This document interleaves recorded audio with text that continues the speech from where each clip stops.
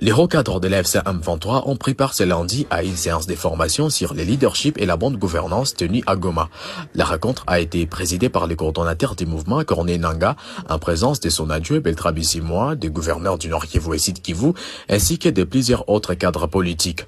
Cette formation, animée aussi par Gilles Makunza, expert international en leadership et bonne gouvernance, vise à outiller les gouvernants pour mieux gérer et améliorer les services à la population, a-t-il expliqué à l'issue de la séance. De solidifier les actions concrètes qu'ils ont déjà commencé à entreprendre et que nous avons discuté avec l'équipe de comment améliorer et surtout le faire mieux plus qu'avant parce que c'est ça l'intention, c'est ça l'essence même.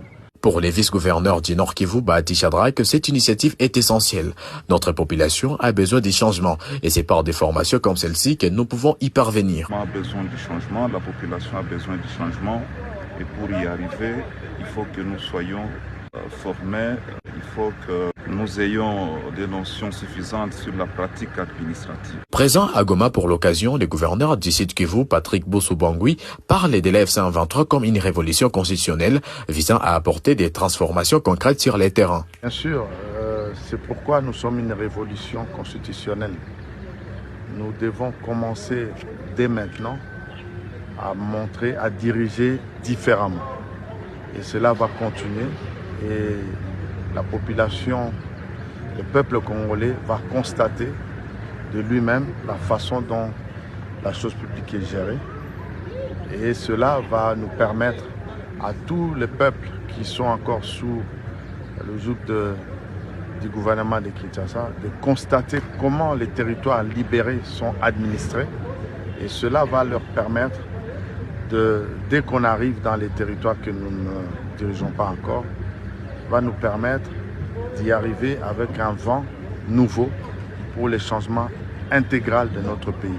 Le secrétaire permanent du mouvement, Benjamin Bonimpa, a de son côté assuré que les enseignements de cette session seront étendus jusqu'au chef des quartiers afin que l'impact se fasse sentir à tous les niveaux. On suivra maintenant l'étape des maires des villes, les responsables des entreprises publiques, et puis aller avec des départements qui gèrent les régies financières jusqu'au niveau des administrateurs des territoires, des maires des villes, des bourgmestres, jusqu'aux chefs des cités, les chefs des centres et les chefs des chefferies.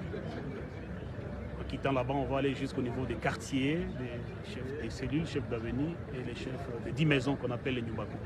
Nous voulons donc réformer pour apporter une ère nouvelle pour que le peuple congolais sache et vive le